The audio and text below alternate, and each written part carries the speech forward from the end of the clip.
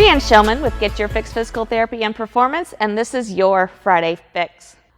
Still working on the Strength Required for series. Today I wanted to talk about strength required for carrying.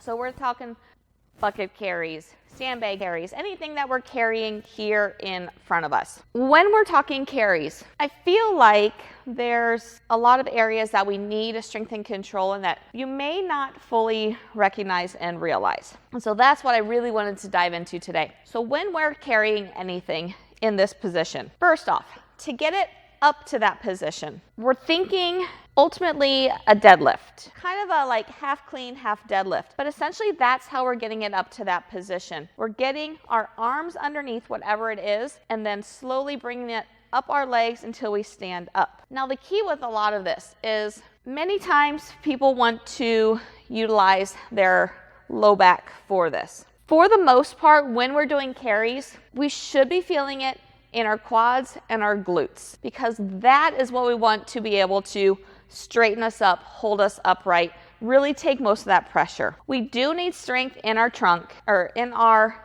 core, in our abs. We do need strength in our low back.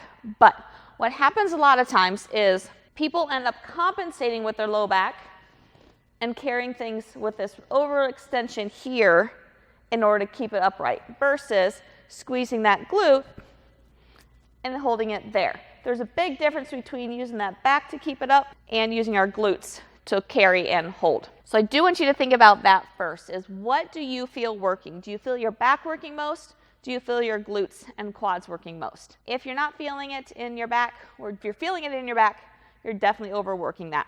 Now, where do we actually need strength at? Pretty much the entire body for the most part. We definitely need it in our quads, in our glutes. That's what's going to stand us up. That's what's going to keep you upright, and that's what's going to keep you moving forward.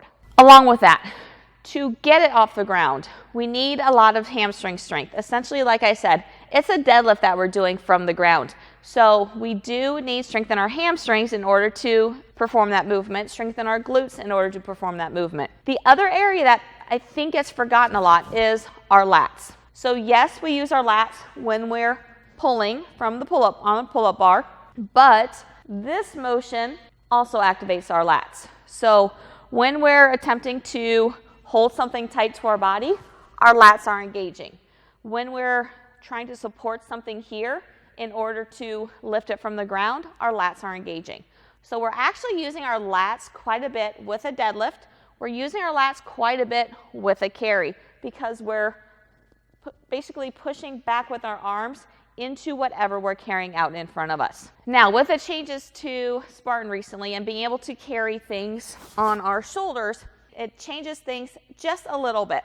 Because we aren't required to carry it here, we can carry it here now. So we do need good shoulder control in order to maintain that.